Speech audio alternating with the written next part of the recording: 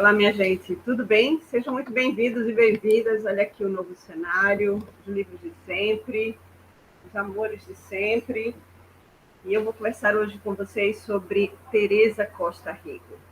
Teresa Costa Rego é recifense, porque está na eternidade, né, minha gente? Ela jamais vai... você pode falar sobre Teresa no passado.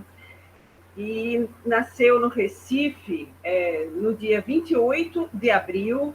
Eu queria começar, inclusive, com essa imagem aqui, que foi o presente da exposição de Teresa, né? Mulher e um búfalo branco, ou um touro branco.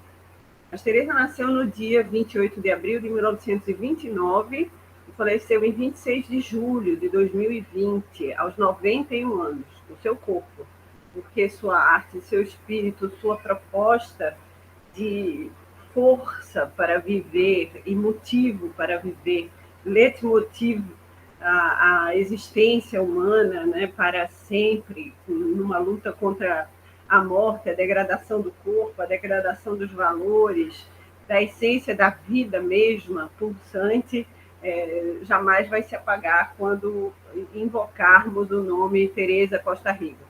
Ela foi inicialmente uma mulher muito questionada por seus valores, pelo fato de ter rompido um primeiro casamento. Mas Teresa tinha motivos. Esse primeiro casamento a colocava numa situação não apenas conservadora, porque ela vinha de uma família realmente abastada, numa sociedade muito conservadora e estabelecida nesses paradigmas de relações sociais, mas ela então interrompe esse primeiro casamento para consumar uma relação de grande amor, de grande respeito, de grande compaixão, inclusive com o segundo amor e primeiro e o único amor de sua vida, que foi uma pessoa ligada às lutas sociais. Então, Teresa vai enveredar por esse segundo casamento, largar o conforto, todas aquelas benesses e vantagens que havia em estar numa família abastada e vai, inclusive, trabalhar pela causa social. Ela vai se engajar nessa luta por uma sociedade mais justa, uma sociedade mais equilibrada em seus valores de distribuição de renda, de alimentação, de direito à terra, de direito à habitação, à saúde, à educação, sobretudo, né?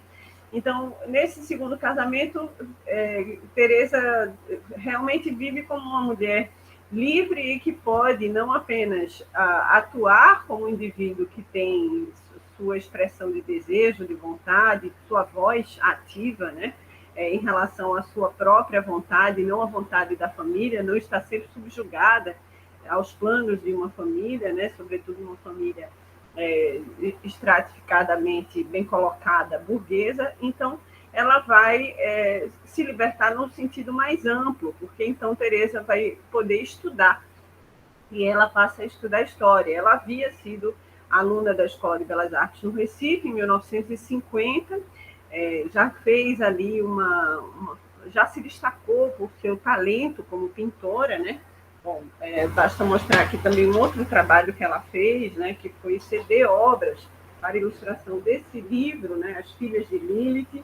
Eu vou mostrar aqui algumas das obras de Teresa que estão nesse livro, como, por exemplo, esses quadros que constam dessa exposição em cartaz no Museu do Estado de Pernambuco, em homenagem a Teresa, chamada Teresa Viva, Viva Teresa. E o destaque de Teresa foi se confirmando ao longo do tempo. Então, eu tenho aqui uma colinha, ela estuda na Escola de Belas Artes, como eu falei, aos 15 anos, em 1950. Ela é premiada pela Universidade Federal de Pernambuco, a universidade reconhece o seu trabalho já, é também premiada 3 vezes pelo Museu do Estado de Pernambuco e a Sociedade de Arte Moderna. Este é o ponto aqui da nossa aula. A arte moderna e a arte de Teresa Costa Rego. Vejam, a gente vem falando sobre as mesmas pessoas ad infinitum em relação àqueles que estiveram na semana de 22.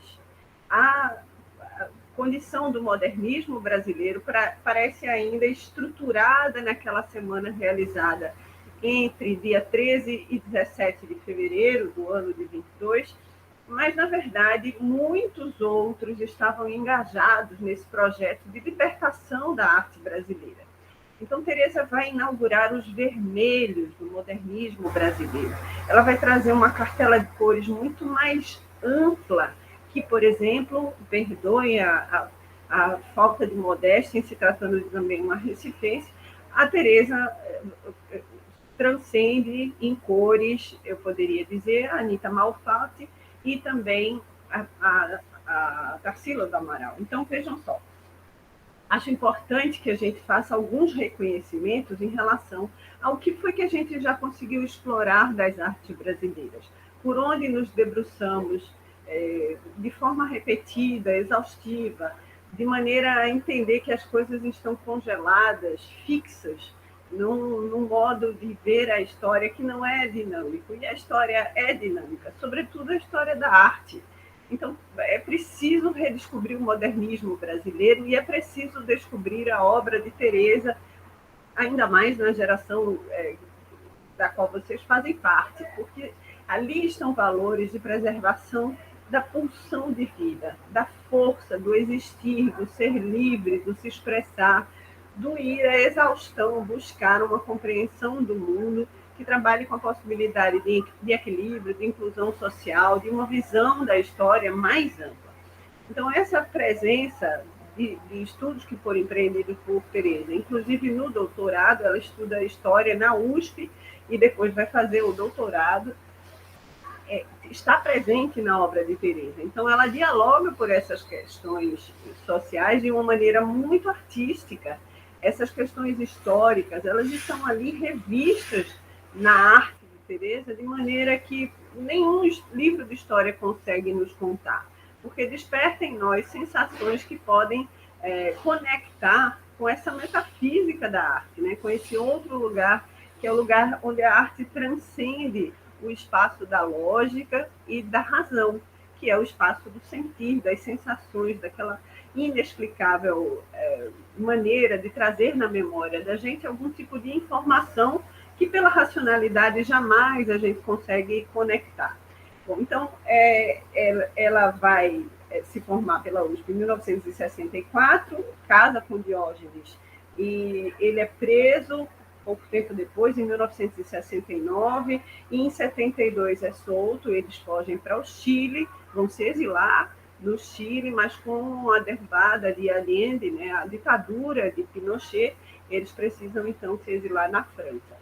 E lá, Teresa continua fazendo o seu trabalho, empreendendo estudos e dialogando com esse universo das artes plásticas. Então, os tons de vermelho, Teresa lembra 50 mil tons de vermelho. Então, é importante a gente observar a obra dela, pesquisar sobre a obra de Teresa, trazer Teresa para o nosso universo lúdico, para o nosso universo artístico, para que a gente entenda a força dessa modernista. Uma mulher que trabalhava muito a imagem dos bichos, estou eu aqui de vermelho, com essa echarpe que traz a metonímia dos bichos, né? Então ela trabalhava muito essas questões, mas também trabalhava numa arte geométrica. Então a perspectiva modernista de Teresa é de uma crítica à sociedade conservadora, os valores que que transformam a alma, como diria Nietzsche, numa coisa morta, os templos, as igrejas, numa coisa vazia, sem Deus, porque o Deus está nessa pulsão da natureza, nessa força do existir, tanto da essência da humanidade, né, do que é ser humano, do que é ser solidário, do que é ser compreensivo em relação às estesias do mundo e da possibilidade de conhecer os mistérios do mundo a partir dessas estesias, como também, sobretudo, no lugar do feminino. Bom, então, Teresa Costa Rego é, sem dúvidas, uma poeta das artes plásticas. Ela refaz a compreensão do mundo a partir desse lugar do sentir, ela reconduz a nossa possibilidade de conhecer e compreender o mundo, de estudar o mistério do mundo a partir dos nossos sentidos, das nossas sensações, refazendo, inclusive, percepções rígidas, hierárquicas, estruturadas no pensamento racionalista e de poder. Eu sugiro que vocês estejam presentes nessa exposição no Museu do Estado de Pernambuco e que façam uma visita a Teresa e a sua obra. São 47 obras. A curadoria foi feita por sugestão da neta de Teresa, a Joana, né, que era inclusive o pseudônimo que Teresa precisou usar no exílio. E Joana, essa neta de Teresa, que é também jornalista, Joana Rosevic Viat, ela que faz a sessão dessas obras e conduz, né, esse processo até a realização da exposição, que gerou também um livro, né, de Bruno Albertin, um jornalista amigo de Teresa, e que fez todo um trabalho de entrevistas durante a vida toda, de contato com Teresa Costa Rego. É uma das pessoas, assim, inclusive escolhidas para essa transformação da sua obra em alguma coisa mais acessível, né? É o diálogo que Teresa sempre empreendeu com o jornalista Bruno Albertin. Então, essa exposição que está no Museu do Estado de Pernambuco, né? Ela começou no dia 20, agora, de janeiro, e vocês vão poder ver, além dessas 47 obras, uma homenagem aos 91 anos de Teresa. Vocês vão ver, além dessas 47 obras, também outras projeções, né, e informações sobre essas trajetórias, esses itinerários percorridos pela artista Teresa Costa Rego, né? Então, é uma iniciativa com a curadoria de Marcos Lontra e também o jornalista, biógrafo de Teresa Costa Rego, o Bruno Albertin, e a neta de Teresa, Joana, fez a sua abertura, ela que é jornalista e escritora, e conduz aí boa parte desses signos, né, em volta da tradução da obra e da vida de Teresa Costa Rego. Então, o livro é publicado pela Companhia Editora de Pernambuco e está acessível também no espaço do museu.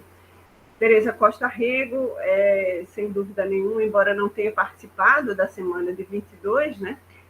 A gente viu aqui que ela nasce depois da semana de 22, então é uma artista moderna que não teria a menor possibilidade de participar da semana de 22, mas eu diria que, assim como uma Clarice Lispector representa para a literatura brasileira no campo das letras, da literatura, Teresa Costa Rego está para o modernismo brasileiro como uma personalidade e detentora de uma obra revolucionária que traduz outros valores para o nosso modernismo, mais de afirmação no lugar, de fato, da desconstrução, da deglutição, da não aceitação de valores que são impostos à sociedade brasileira e que a sua arte, sendo brasileira, precisam refletir.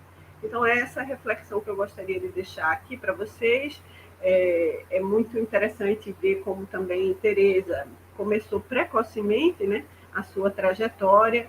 Ela que nasce em 29, como eu falei aqui, já aos 20 anos estará sendo premiada, né? Ela ganha o Salão de Artes Plásticas de Pernambuco e é quando já faz a sua primeira viagem a Paris. Então, é uma artista muito dotada, que desde muito cedo mostra essa sua vinculação com a arte, e que merece aqui todo o nosso respeito, nossa homenagem. Por isso, uma semana inteira dedicada a Teresa. Não é a semana de 22, mas nesta semana vamos falar sobre Teresa Costa Rego. Eu vou deixar vocês com essa última imagem do búfalo branco. Fiz um texto, está no Espaço da Cultura. Vocês vejam lá o texto. E aguardo vocês aqui na próxima aula, em homenagem a Teresa Costa Rego, lembrando a importância dessa artista para o nosso modernismo. Até a próxima aula.